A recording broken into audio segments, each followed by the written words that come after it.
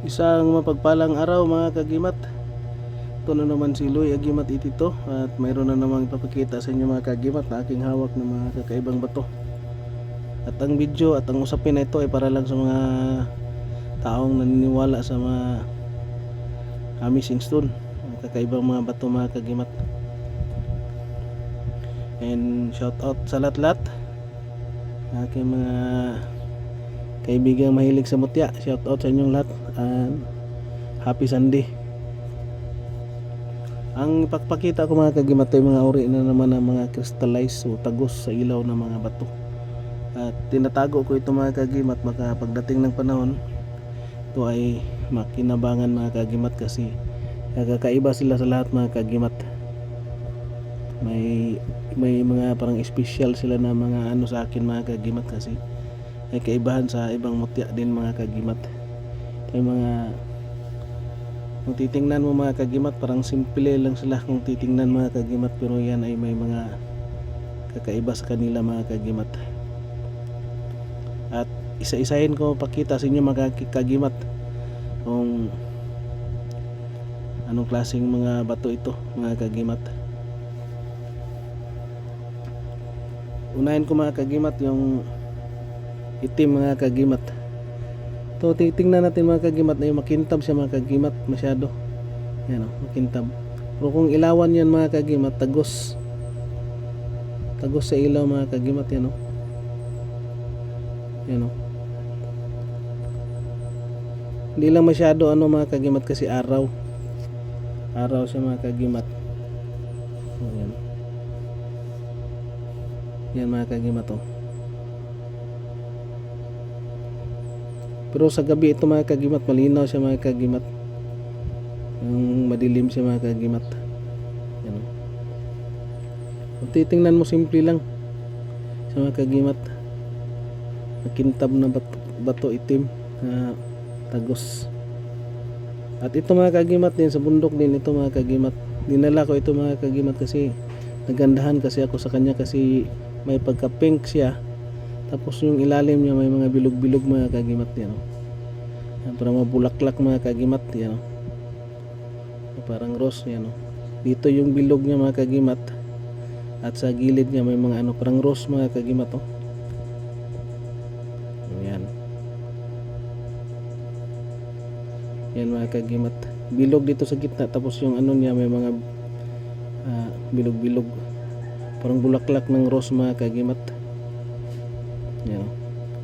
Kakaiba mga kagimat. Puro bato yan mga kagimat. Kulay may pagka-pink siya mga kagimat yan oh.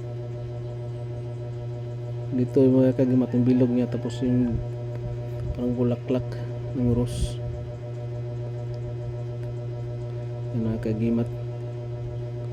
At mabigat siya mga kagimat, mabigat na klaseng mga bato ito mga kagimat. At ito din oh, mabigat. At ito din mga kagimat, nakuha ko din ito sa bundok.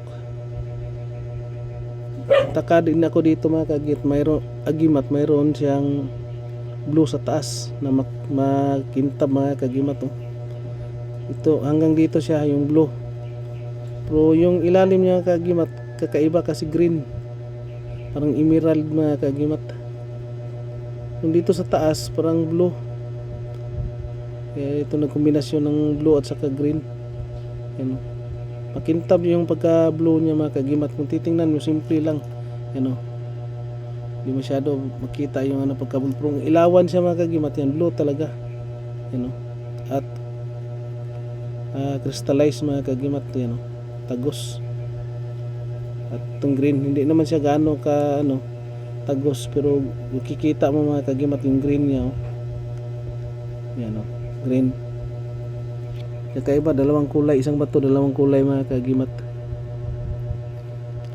At ito mga kagimat, yung nagtaka ko dito, bakit kung titingnan mo parang kahoy na maliit. Yan o. Kahoy siya maliit. Pero kung ilawan mga kagimat, makintab. Kung ilawan mo mga kagimat, yan o, pula. Yan o. Pula masyado mga kagimat. At saka may mga grano na pahaba.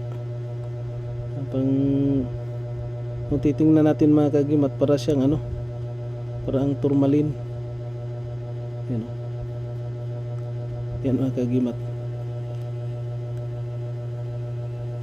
Kaya tinatago ko ito mga kagimat, baka pagdating ng panahon mayroong manghanap ng ganitong klaseng mga bato mga kagimat.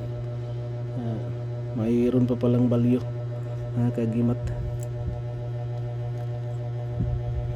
Yan ay lahat nakuha ko sa bundok mga kagimat, at kakaiba din ito kaya tinatago ko mga kagimat yung apat. Mayroon pang mga kristal ako na bato mga kagimat, pero saka ko na lang ipapakita sa inyo mga kagimat. Yung ito lang muna yung mga papakita ko sa inyo, yung apat ko na klaseng bato mga kagimat, natago sa ilaw mga kagimat, kakaiba at makintab.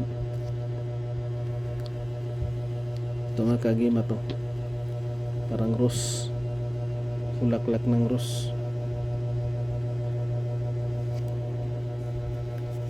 At maraming salamat mga kagimat. At ang video at ang usapin na ito ay para lang sa mga taong naniniwala sa mga kakaibang bato mga kagimat.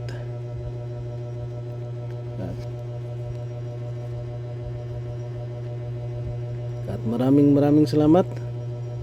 And please like, share, comment, and subscribe mga kagimat. And thank you for watching.